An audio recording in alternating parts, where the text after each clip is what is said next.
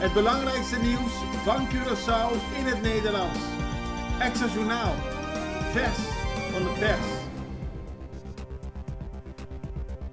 Welkom bij Extra Journaal. Fijn dat u weer kijkt. We hebben het belangrijkste nieuws voor u op een rij gezet. En we beginnen met het bericht: Statenvoorzitter niet naar OM. Dat gaat allemaal om de parlementaire enquête die is uitgevoerd naar de vraag waarom de kosten voor het nieuwe ziekenhuis, het HNO-ziekenhuis in Otrabanda, zoveel duurder is uitgevallen. Nou, er was een eerdere vergadering vorige maand, gisteren is die voortgezet. En na afloop zei de statenvoorzitter, mevrouw Charetti America Francisca, dat zij kort en duidelijk wilde zijn: ze kan geen klacht indienen op basis van de resultaten van het parlementair onderzoek naar het Hospital Noble Otrabanda. Wat ik nu voor me heb, kan ik niet gebruiken om een klacht in te dienen bij het OM. In het verleden heeft ze daar vaker ervaring mee gehad en de documenten zoals die nu liggen door de parlementaire enquête zijn niet, kunnen eigenlijk niet ingebruikt worden om het Openbaar Ministerie te vragen nader strafrechtelijk onderzoek te gaan doen. Dus dat staat los van de kwaliteit van het parlementaire enquête. Daar is heel veel tijd en aandacht aan besteed. Maar een strafrechtelijk vervolg zal het wat de statenvoorzitter betreft niet krijgen. En dan gaan we naar het volgende bericht. Enquête laat te wensen over. Dat is de zienswijze van Sheldry Osepa van de PNP. Tenminste, volgens sommigen in het parlement, zo wijst Osepa, laat het parlementair onderzoek te wensen over, omdat niet duidelijk is wie er politiek verantwoordelijk is. Het rapport heeft 700.000 gulden gekost en geeft veel aanvullende informatie, maar het bevat geen conclusie over wie politiek verantwoordelijk is voor de veel hogere kosten. Osepa vroeg zich trouwens ook af of het parlement wel direct belang heeft bij het ondernemen van juridische stappen en het verzoek aan de rechtbank om een onderzoek te eisen. Niettemin zei Osepa dat hij voor de motie zal stemmen om het rapport naar het OM te sturen, maar hij gaat ervan uit dat dit niet zal leiden tot een concreet strafrechtelijk onderzoek. En daarmee zal er nog veel gesproken worden over de enquête, maar niet over de vraag wie er daadwerkelijk voor de rechter zou moeten verschijnen vanwege de hoge kosten.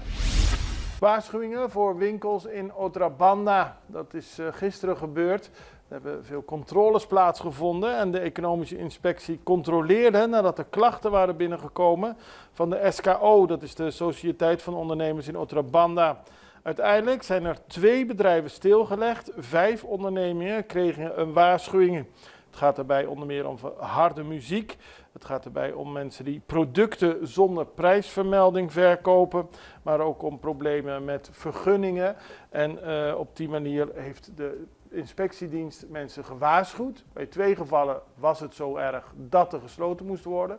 Maar men zegt, er zijn nu 8 zaken gecontroleerd.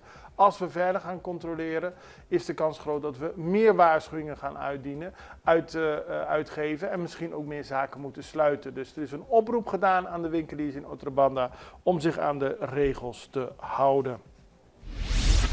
Overheid gaat strijd aan met vuil. Dat is een plan dat gisteren gepresenteerd is door de minister van Gezondheid, Natuur en Milieu, Javier Silvania. Curaçao start een campagne om Curaçao schoon te maken en bewustwording te creëren over het onderwerp afval. Onderdeel van de campagne is om eerst met de gemeenschap te praten en overleggen. Daarna worden gerichte acties ondernomen om bewustwording te creëren over het feit dat Curaçao vuil is. De campagne heet Van jou, voor jou, met jou. En er zal dus gesproken worden in de wijken, maar de bedoeling is om mensen bewust te maken dat Curaçao gekoesterd moet worden en niet zo vuil achtergelaten moet worden. Tegelijkertijd heeft Celicor ook bekendgemaakt dat de komende 2 maanden iedereen gratis afval kan storten in de verschillende plaatsen daartoe, de vuilstortplaatsen in Malpaïs en Coraspech, om op die manier te zorgen dat het eiland ook schoon blijft. Ingang Dam Pretu gesloten. Er was heel veel aandacht voor het feit dat mensen illegaal afval dumpten bij Dam Pretu. Dat afval werd ook in de brand gestoken. Dat heeft er eigenlijk ook weer toe geleid dat er nu zo'n campagne is om Curaçao schoon te houden en dat de vuilstortplaatsen gratis zijn. Alles heeft te maken dat we nu bezig zijn met de vraag hoe we ervoor kunnen zorgen dat Curaçao schoon blijft. Nou, in het geval van Dam Preto is de toegang afgesloten. Staat er ook een bordje dat je niet afval mag dumpen. En op die manier hoopt men te voorkomen dat er meer afval daar wordt gestort. Eerder, gisteren op de dag, was er nog een discussie met iemand die diabaas bij Dam Preto kwam halen. En zei dat hij een mondelinge afspraak had dat dat zomaar kon. Nou, daar is de politie ook bij gekomen. Het is daar dus in wat dat betreft onrustig. Niettemin moet er nu rust komen en komt er een campagne om te zorgen dat we allemaal zorgen dat Curaçao schoon achterblijft. Alle besturen willen airco in de scholen. Dat heeft te maken met de hitte in de klassen. Er is een klimaatcommissie door de huidige minister van Onderwijs, Van Heijdorn, ingevoerd. En die had gisteren weer overleg. Daar werd ook bekendgemaakt dat er 1,5 miljoen gulden beschikbaar is om de hitte in de klaslokalen te bestrijden.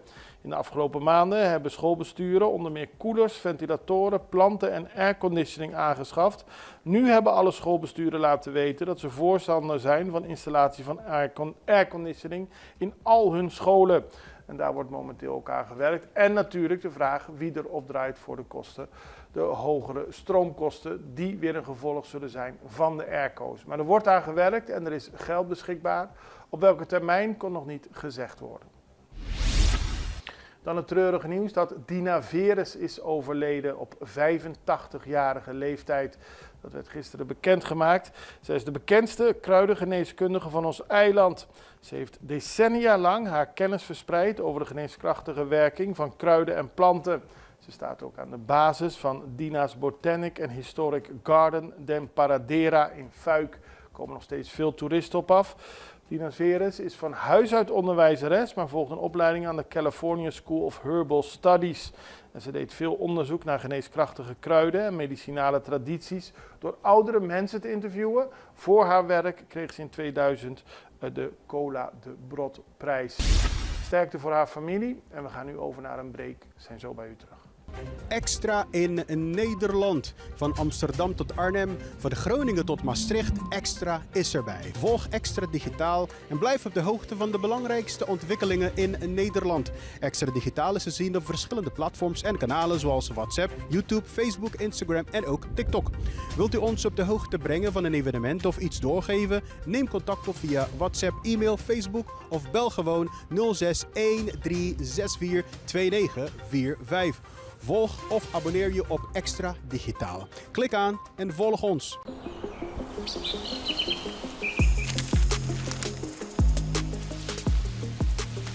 Welkom op Curaçao, een van de mooiste eilanden in de Caribiën, een ware parel. En het is een eiland waar je van heel veel zaken kunt genieten. Van de natuur, van de zee, van het eten, van de mensen en zoveel meer. Curaçao is een eiland waar heel veel gebeurt op het gebied van politiek, cultuur, sport en zoveel meer. En Extra Journaal brengt het belangrijkste nieuws van Curaçao. Maar we hebben ook aandacht voor al het nieuws op Bonaire en Aruba en op de bovenwinden, Saba, Sint Maarten en Sint Eustatius.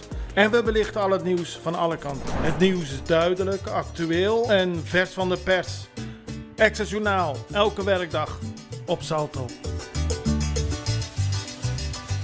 Op Curaçao zijn we de hele dag bezig met het maken van Extra Journaal. Volg ons op je favoriete Amsterdamse zender. Tauro.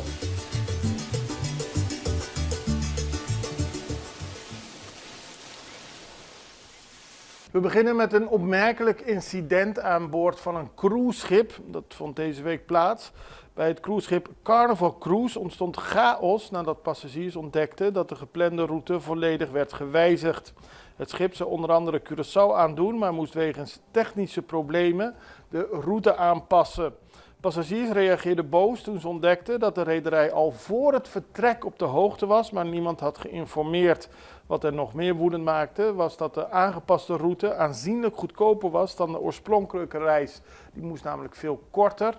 Nou, uiteindelijk is geprobeerd het probleem technisch te verholpen. Dat is niet gelukt. En als compensatie bood de rederij passagiers de mogelijkheid om hun reis volledig te annuleren of geld terug te krijgen. Of een tegoedbon van $400 voor wie ervoor koos om de reis toch voor te zetten. Maar de paniek en de chaos die uitbrak toen men doorhad dat de reis werd aangepast, staat op video en is viral gegaan op heel veel sociale media, ook in Amerika. Dan is de selectie klaar voor de wedstrijden. Het gaat over voetbal. De nationale voetbalselectie was begin deze week bij elkaar gekomen in Amsterdam, omdat verreweg de meeste spelers in Europa spelen. Ze zijn naar Curaçao gekomen en inmiddels zijn ze in Grenada. Daar hebben ze gisteren een eerste training gedaan. Ze spelen namelijk 2 wedstrijden voor de CONCACAF Nations League. Beide wedstrijden worden gehouden op Grenada. Op 6 september spelen ze tegen St. Lucia en op 9 september tegen Saint-Martin. Ze beginnen morgen om 5 uur tegen St. Lucia. En het is belangrijk dat Curaçao beide wedstrijden wint om zich op die manier verder te kunnen gaan in de Nations League competitie. En dan eindigen we bij Colombia. We hadden het er gisteren al over. Er is chaos ontstaan door de hogere dieselprijzen. Nu heeft Colombia alarm geslagen over voedseltekorten door de transportstaking. Die heeft heel veel gevolgen. En dat komt omdat meer dan 90% van alle goederen in Colombia met de vrachtwagen wordt vervoerd. De Colombiaanse regering deed woensdag een dringende oproep aan de transporteurs die protesteren tegen de stijging van de dieselprijs om speciale corridors vrij te maken, zodat er daadwerkelijk voedsel naar de steden kan worden gebracht. Omdat transport over de weg zo belangrijk is, hebben de blokkades heel veel gevolgen. En dat zorgt ervoor dat de regering met de handen in het haar zit. Het gaat allemaal om een verhoging van de dieselprijs met 46 dollarcent per gallon. Dat is een grote verhoging, maar, wijst de regering erop, in de regio is het nog steeds een van de lagere prijzen. Niettemin wordt er overleg tussen de regering en de vakbonden om te voorkomen dat de mensen zonder voedsel zitten. Dat is de eerste zorg natuurlijk. Maar heel duidelijk zichtbaar is dat in verschillende plaatsen de verkoop van goederen drastisch is gedaald. Onder meer in Bogota is er deze week al 40% minder verkocht op de grootste voedselmarkt van het land dan in een normale week. Het is dus een zeer delicate situatie.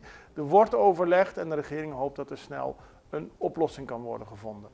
Daarmee zijn we aan het einde gekomen van deze aflevering van Extra Journaal. We zijn er morgen weer en ik hoop u ook. Het allerbeste, tot ziens, dag.